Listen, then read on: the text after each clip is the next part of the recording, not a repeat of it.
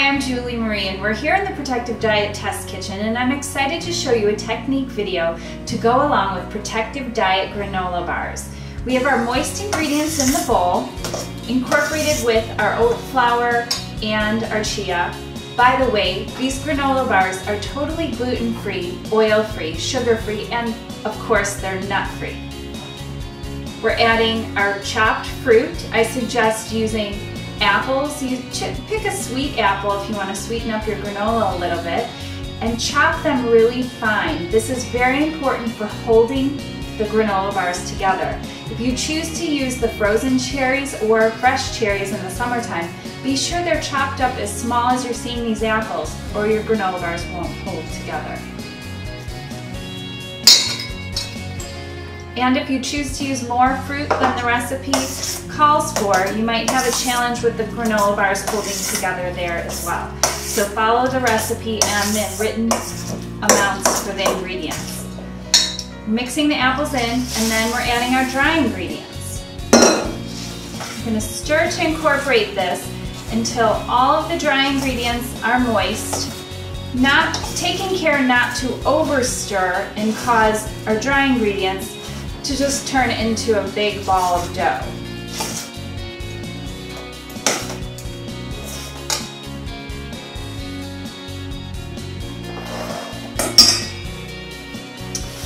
Okay, I have a baking pan lined here with a silicone mat.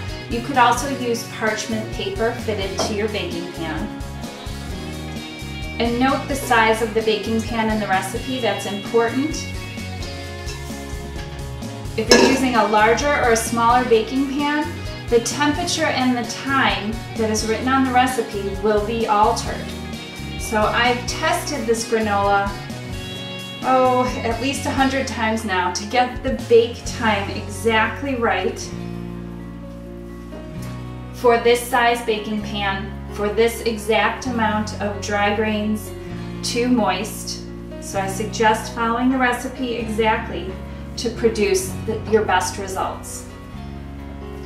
So you're pressing this into the pan firmly and evenly. This is very important so that your bars hold together. Take your time doing this detail and you're going to produce really great granola bars. Now into the oven they go. The granola is cooled off so I can handle the pan.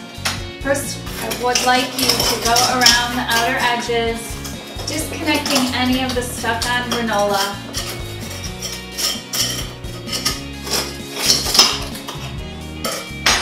Then working in one of the corners, lifting the silicone mat or your parchment paper so that you pull the granola out in one flat sheet.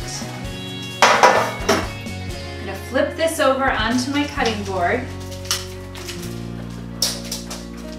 and then pull my silicone mat away. Carefully, so that you keep your granola in one piece.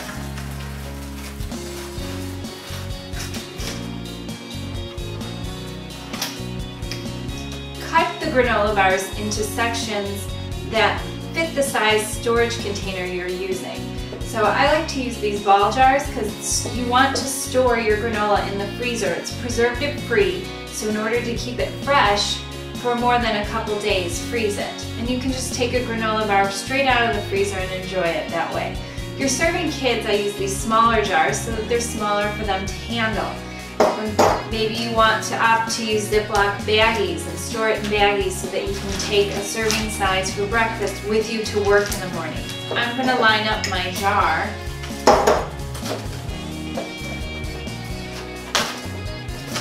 Using a sharp knife, cut your sections like this, and then into bars, like this. You can really cut these any size that you prefer.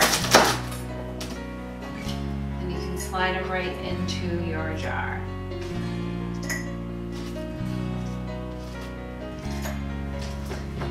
I hope you enjoy these Protective Diet granola bars as much as Jerry and I are.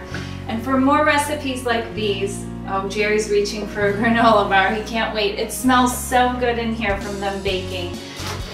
For more recipes like these, enroll in Protective Diet Education and start eating your way to a slimmer, healthier you. Take care and best of health.